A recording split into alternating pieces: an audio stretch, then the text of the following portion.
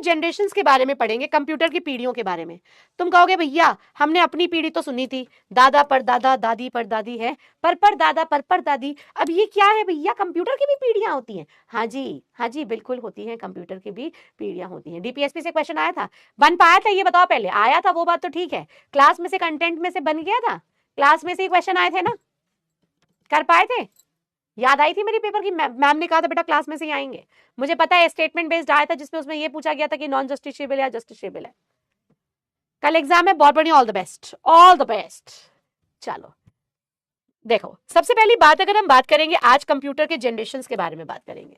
बेटा कंप्यूटर की पीढ़ियों के बारे में आज हम बात करने वाले हैं।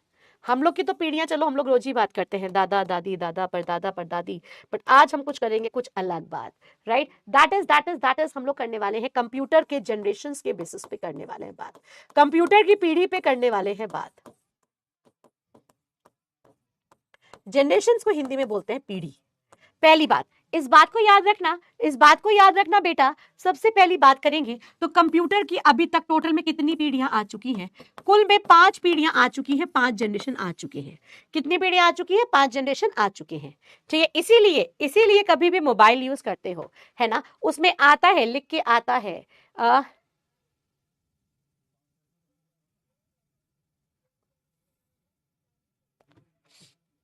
ठीक है, हाँ, इसीलिए लिख के आता है 5G।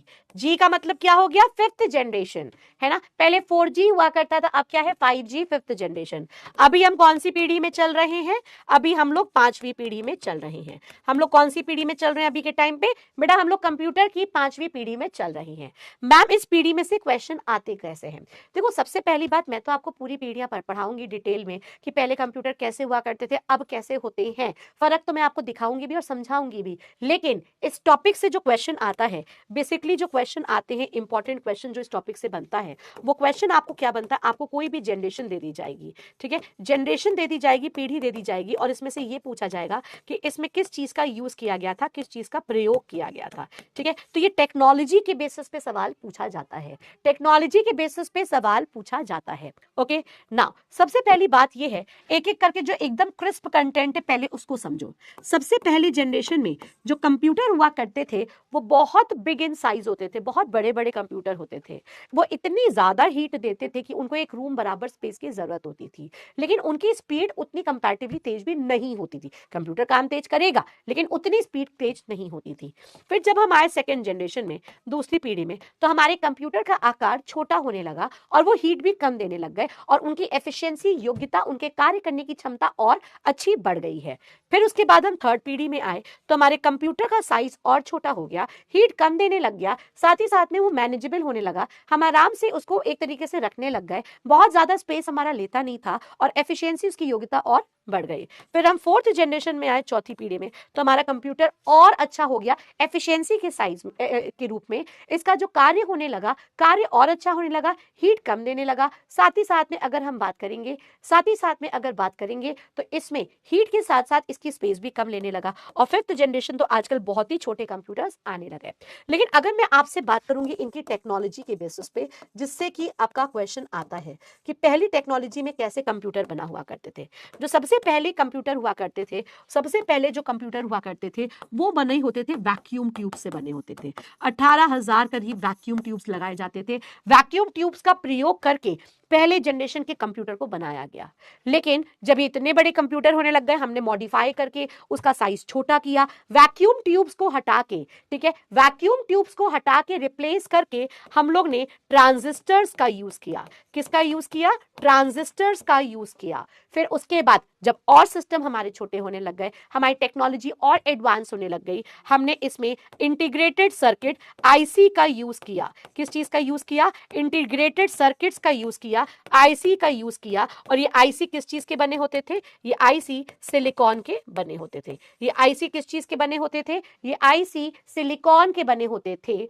चौथी जनरेशन में हमने VLSI का यूज किया, वेरी लार्ज स्केल इंटीग्रेशन का यूज किया। और फिफ्थ जनरेशन में हम लोग ने ULSI, ultra large scale integration का यूज किया। ये सारे फुल फॉर्म्स अभी मैं लिख के आपको पीछे दिखाऊंगी भी, और ये सारी मैं आपको इमेजेस दिखाऊंगी कि वैक्यूम ट्यूब्स कैसे दिखते थे, ट्रांजिस्टर्स कैसे दिखते थे, सिलिकॉन चिप्स कैसे दिखती थी। ये इंटीग्रेटेड सर्किट सिलिकॉन से बनी होती थी, इसीलिए इसको हम लोग सिलिकॉन चिप्स के नाम से भी जानते हैं, सिलिकॉन चिप्स के नाम से भी जानते हैं। एग्जाम में क्वेश्चन आता है सिलिकॉन चिप्स कौन से पीढ़ी में प्रयोग किया गया है, तो आप कहेंगे सिलिकॉन चिप्स तीसरी पीढ़ी में प्रयोग किया गया है। Why do you not use Hindi? I don't use Hindi, ऐसा तो बिल्कुल भी नहीं है कि मैं हिंदी यूज नहीं करती हूँ।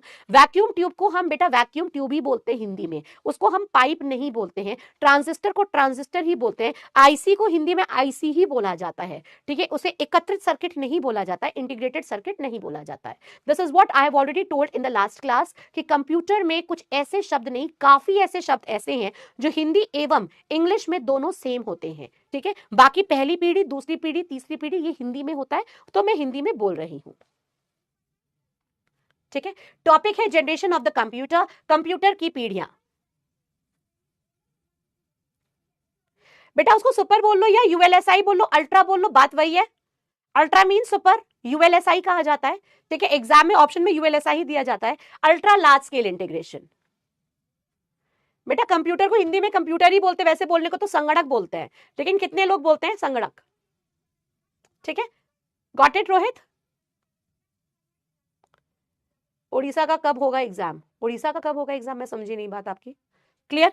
अच्छा, अब देखो, अभी जो हम कौन सी पीढ़ी में बात कर रहे हैं, तो अभी हम बात करेंगे बेटा फिफ्थ जनरेशन में है, पांचवी पीढ़ी में बात कर रहे हैं। पांचवी पीढ़ी में बेटा यूएलएसआई का यूज किया गया है। यूएलएसआई का फुल फॉर्म होता है अल्ट्रा लार्ज स्केल इंटीग्रेशन, ठीक है, अल्ट्रा लार्ज स्केल इंटीग्रेशन बोला जाता है, ultra large scale integration, this is ULSI. अच्छा, ये पांचवी जनरेशन जो है, हम इसमें क्या देखने को हमें मिलता है? इसमें जो हमारी पांचवी जनरेशन है, इसमें हमें रोबोटिक्स को देखने को मिलता है, रोबोट्स के बेसिस पे देखने को मिलता है। यहां पर हम लोग को आर्टिफिशियल इंटेलिजेंस देखने को मिलती है।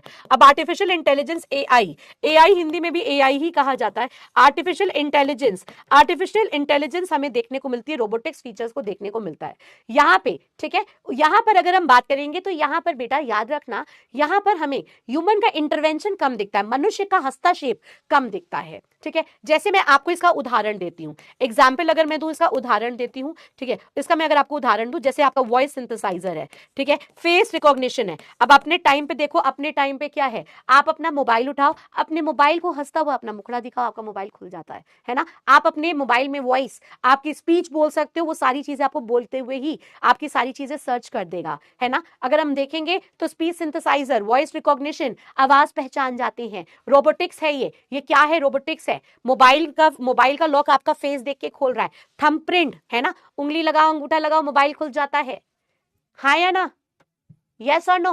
तो अभी के टाइम पे हमारा कौन है? फिफ्थ जनरेशन चल रहा है। इस फिफ्थ जनरेशन से इंपॉर्टेंट चीजें, अब देखो क्या क्या चीजें होती हैं। सबसे पहली बात याद रखना, एक एआई बेस्ड, ये जो पांचवी जनरेशन है, यस दीपांशु, हार्ट बीट, और क्या, बिल्कुल हार्ट बीट, दिल की धड़कन, है ना, कितनी दिल की धड़कन, कितना ब्लड प्रेशर चल रहा है, ये सारी चीजें क्या है? एआई है। एवरीथिंग रोबोटिक हो रही है, बिल्कुल रोबोटिक है। अब ये जैसे वॉचेस हैं, ये तुम्हें बताएंगे कितनी देर तुम सोए हो, तुम्हारा कितना स्ट्रेस लेवल है, तुम्हें पानी कब पीना है, तुम्हें उठना कब है, ये क्या है? This is all robotics. मनुष्य का हस्तक्षेप नहीं है, ये पूरा रोबोटिक्स पे चल रहा है। अब देखो, अगर हम बात करेंगे, सबसे पहली बात ये है कि बेटा एआई के बेसिस पे जो तुम्हारी चीजें बन सकती हैं, आपने देखा होगा उड़ीसा में एक एआई न्यूज एंकर, एआई की न्यूज एंकर है, ठीक है। ये देखो आर्टिफिशियल बेस्ड न्यूज एंकर है एआई की, उसका नाम क्या है? लीजा, उसका नाम क्या है? लीजा। अब जहां पे ये एआई आई होगी, वहां के न्यूज एंकर की जॉब देखो गई होगी, ठीक है। तो मनुष्य का इंटरवेंशन कम है। इसी के साथ साथ तुम्हें एक चीज और बताऊं, तुम लोग ने बेटा एक चीज और सुनी होगी, ठीक है। केरला में एक टीचर आई है, केरला में तुम्हारी एक एआई टीचर आई है?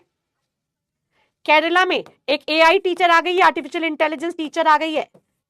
क्या नाम है? केरला में आई है, एरिस नाम है टीचर का। This is artificial based teacher. अब ये देखो, सबसे पहली चीज क्या है? सबसे पहली चीज है तुम्हारी टीचर भी एआई आ गई है। कल को तुम आज ये सोचो, कल भाग्यश्री मैम आएंगी, कल भाग्यश्री मैम ना आके भाग्यश्री मैम की एआई मैम आ गई तो क्या होगा? समझ रहे हो? बात समझ में आई? तो ये क्या है? आपका पांचवा जनरेशन है। यस,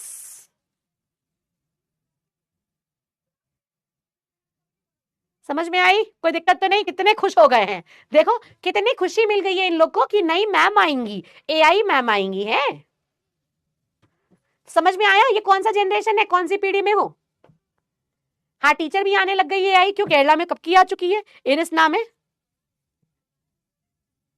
नहीं अब तो तुम लोग हंस दिए हो, ठीक है, अब बात ना पलटो, बात नहीं पलटना बिल्कुल।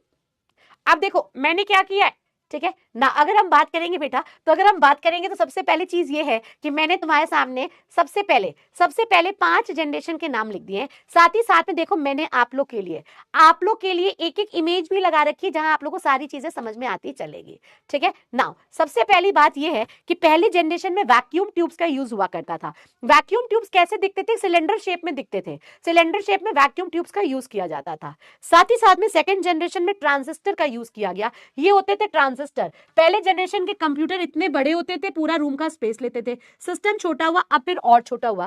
थर्ड जनरेशन में आईसी का यूज किया गया, ठीक है, आईसी का यूज किया गया। आईसी है इंटीग्रेटेड सर्किट। इंटीग्रेटेड सर्किट किस चीज की बनी होती है, सिलिकॉन से बनी होती है। इसे हम सिलिकॉन चिप्स के नाम से भी जानते हैं। इसे हम किस नाम से जानते हैं, सिलिकॉन चिप्स के नाम से भी जानते हैं। चौथी जनरेशन में वीएलएसआई का यूज किया गया, वेरी लार्ज स्केल इंटीग्रेशन का यूज किया गया। और फिफ्थ जनरेशन में यूएलएसआई का यूज किया गया, अल्ट्रा लार्ज स्केल इंटीग्रेशन का यूज किया गया। तो अगर हम बात करेंगे आजकल हम कौन से जनरेशन में चल रहे हैं बेटा, फिफ्थ जनरेशन में चल रहे हैं।